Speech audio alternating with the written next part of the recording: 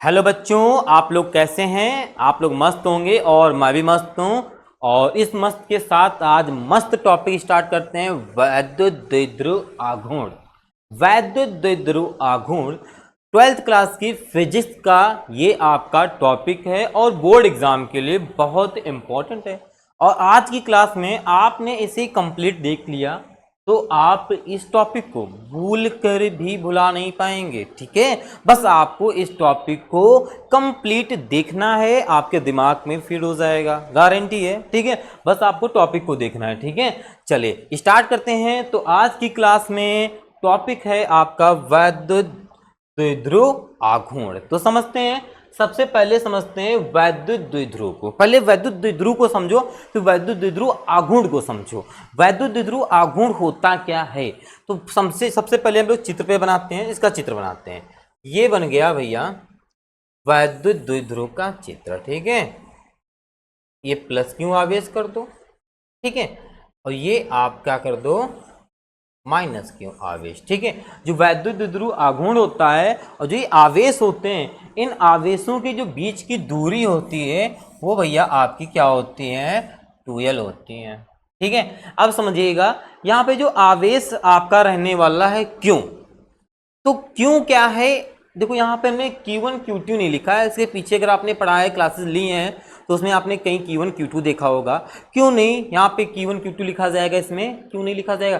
क्योंकि इसका परिणाम समान होगा।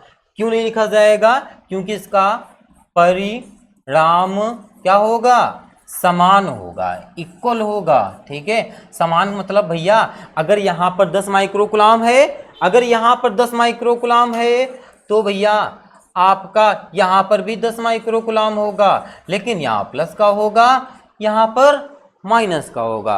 अगर यहाँ पर 5 माइक्रोकुलाम है तो यहाँ पर भी आपका 5 माइक्रोकुलाम होगा, बस माइनस का होगा।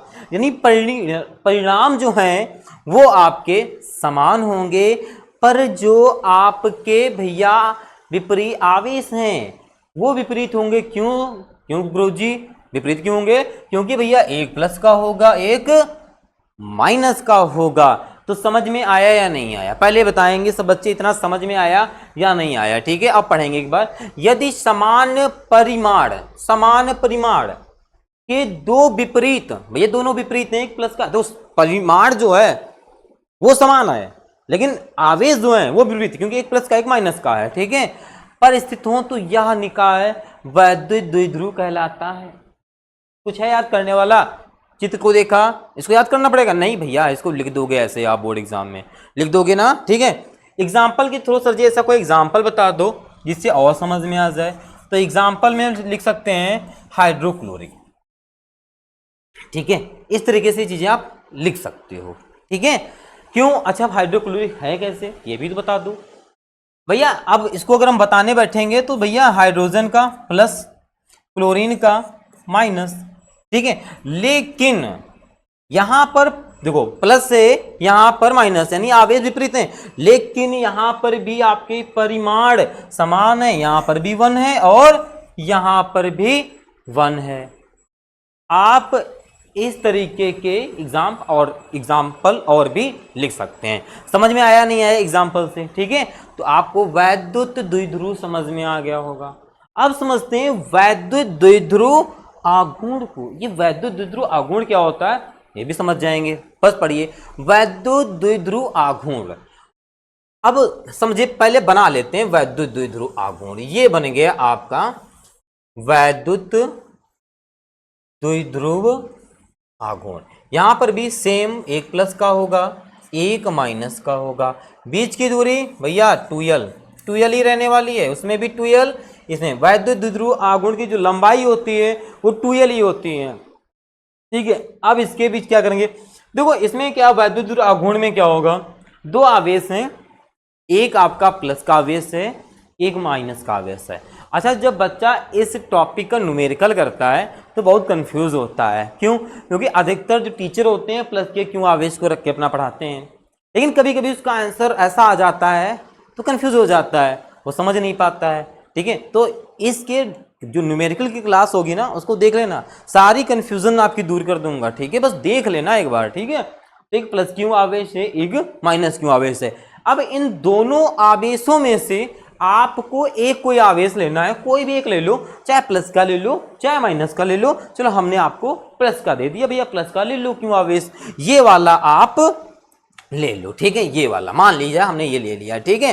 अब क्या होगा, प्लस क्यों आवेश रहेगा और जो दूरी होगी क्या होगी, दूरी के गुणनफल को, दूरी के गुणनफल, दूरी क्या है 2l, यानी इसका इसका आपस में गुणा करा दें तो क्या निकल आएगा, वैद्युत द्विध्रुव आघूर्ण निकल आएगा। डिफरेंशिएशन पढ़ते हैं, दोनों आवेशों में से कोई एक आवेश, सही बताया था हमने, दोनों आवेशों में से कोई एक आवेश लेना है और उनके बीच की दूरी क्या 2l के गुणनफल को वैद्युत द्विध्रुव आघूर्ण कहते हैं। और इसे किससे डिनोट करते हैं भैया, सामने लिखा बताइए, जल्दी से नकल कीजिए, बताइए, P से। वैद्युत द्विध्रुव आघूर्ण किससे डिनोट करते हैं भैया, P से। तो फार्मूला क्या बन जाएगा भैया आपका, P बराबर कोई भी एक आवेश, तो हमने पहला ये क्यों ले लिया, प्लस वाला क्यों ले लिया, उसका गुणा करा दिया उसके दूरी से। दूरी क्या है भाई साहब आपकी, बोलो मेरे वैज्ञानिकों, दूरी क्या है, तो 2l आप पाएंगे, बस 2l से गुणा करा देना। तो P बराबर गुणा कराएंगे तो क्या प्राप्त होगा, 2ql। इसको भी बहुत अच्छे से याद रखेंगे, क्योंकि आप जब पढ़ेंगे निरक्षीय अच्छी स्थिति में वैद्युत क्षेत्र की तीव्रता बहुत यूज आएगा, बाकी पेपर में के बहुत पूछा जाता है, ठीक है। तो ये P बराबर 2ql निकल के आ जाएगा। भैया अब इतना हो गया है, तो इसमें जो है इसके मात्रक की बात कर लेते हैं। तो सर जी मात्रक क्या होता है बताओ सर जी, तो सुनो सर जी से, मात्रक बता दो, साथ में विमा भी सुन लो भैया, मात्रक साथ में विमा, ठीक है। मात्रक क्या होता है, दिमाग लगाओ, संख्या को छोड़ देना, संख्या 2-3 मतलब जो भी संख्या होते हैं अंक उनको छोड़ देना। अब आ जाते हैं क्यों पर बात करते हैं। क्यों क्या है भैया, आवेश। मात्रक क्या होता है, कूलाम। हाँ सर जी आपने बताया था पीछे क्लास में कूलाम होता है, हाँ तो याद किया करो साथ में, कूलाम लिख दिया। एल है, एल को क्या बोलते हैं, लंबाई। सर जी हाँ, तो इसका मात्रक क्या होता है भैया बताएं, एल ही होता है, लेकिन कैपिटल एल होता है। लंबाई चौड़ाई ऊंचाई दूरी सबके मात्रक कैपिटल एल।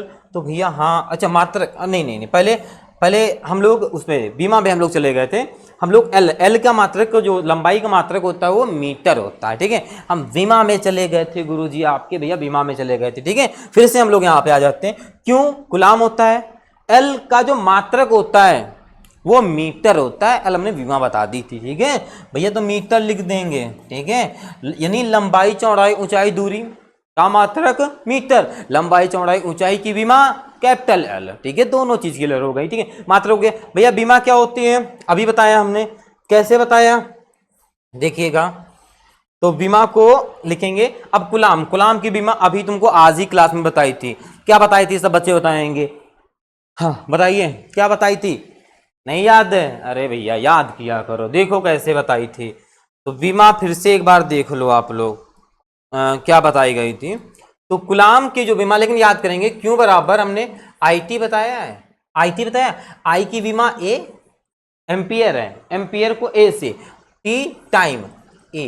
भैया बीमा क्या होती है बताइए, एटी होती है नहीं होती है, कैसे बोलते हो भैया, याद रखो, ठीक है। तो भैया एडी, अच्छा याद है, बढ़िया अच्छी बात है। तो कमेंट का नहीं करते हो तब तो जाने हम, ठीक, तुरंत किया करो, ठीक है। तो ये हो गया 80, ये भैया 80 हो गई, बटे में है ना ये भैया, बटे में। मीटर क्या होता है भैया, मीटर की भी हमने बताया था एल होती है, तो भैया नीचे एल लिखो दोगे। अब इसका ऊपर आप गुणा, भैया देखो एक चीज सुनो, यहां पर जो है आपका, यहाँ पे भैया अपॉन नहीं आएगा, क्यों नहीं आएगा, आपने तो अपॉन लगाया है लेकिन आएगा नहीं, क्यों नहीं आएगा, तो सुनो यहाँ पे भैया, तो क्योंकि यहाँ पे गुणे में लिखा है, और गुणे में जो मात्रक लिखे जाते हैं वो गुणे में नहीं लिखे जाते हैं, हम लोग डैश लगा के लिखते हैं। जैसे भाग में भाग ना लिख के प्रति लगाते हैं, वैसे डैश लगा के मीटर लिखते हैं भैया, ऐसे लिखेंगे, ठीक है। अगर इसको ऐसे लिखेंगे तो इस वाले को भैया नीचे नहीं लाएंगे, ठीक है, आया समझ में, इसको भी नीचे नहीं लाएंगे, ठीक है। इसको भी हम लोग किस में लिखेंगे, गुणे में, ठीक है। तो इसकी क्या हो जाएगी, इसकी हो जाएगी आपकी एल, ठीक है।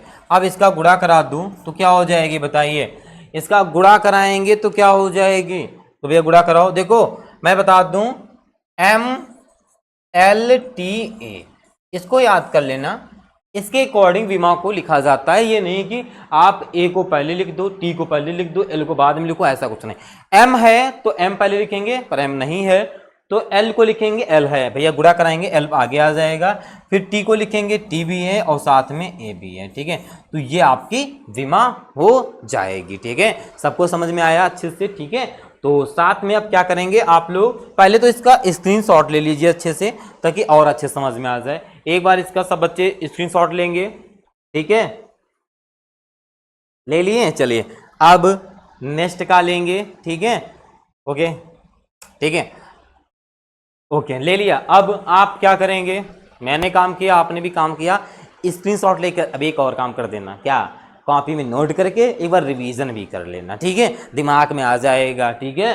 चलो इसको रिवीजन करेंगे, कॉपी में नोट जरूर करेंगे। देखो भैया पेन जरूर उठाएंगे, चाहे जितना अच्छे से टॉपिक समझ में आ जाए, आपको नहीं क्लास देखे आपको लग रहा नहीं मुझे आ गया समझ में, मैं बोर्ड में लिख दूंगा, भैया जब वहां लिखने बैठोगे ना तब कंफ्यूजन होती है। क्यों होती है, क्योंकि आपने प्रैक्टिस नहीं की। भैया प्रैक्टिस आपको करना पड़ेगा, चाहे जितने अच्छे से आता हो, लेकिन एक बार प्रैक्टिस जरूर कीजिएगा, ठीक है। प्रैक्टिस में बहुत ताकत होती है, ठीक है। ओके आज की क्लास को यहीं तक रखते हैं, मिलते हैं नेक्स्ट क्लास में नेक्स्ट टॉपिक के साथ। सब बच्चों से और क्लास को शेयर करेंगे, लाइक करेंगे, और जो भी प्रॉब्लम होगी कमेंट करेंगे। और क्लासेस आपकी रेगुलर चल रही हैं। जो बच्चे इस चैनल पे नए आए हैं वो एक बार टाइम टेबल वाली क्लास को सर्च करेंगे या चैनल में जाके देख लेंगे वहाँ पे, तो उन बच्चों को टाइम टेबल पता चल जाएगा, किस टाइम टेबल के अकॉर्डिंग क्लासेस चल रही हैं। उसके अकॉर्डिंग आप अपने बैच में जुड़ेंगे और मैसेज करेंगे ग्रुप में, और आपको उसमें ऐड कर लिया जाएगा। सारी क्लासेस फ्री हैं, कोई दिक्कत नहीं है आपको पढ़ाने के लिए। अब गोल एकेडमी वाले सर जी आ चुके हैं, ठीक है। तो सब बच्चों से आज के लिए इतना है और जय हिंद।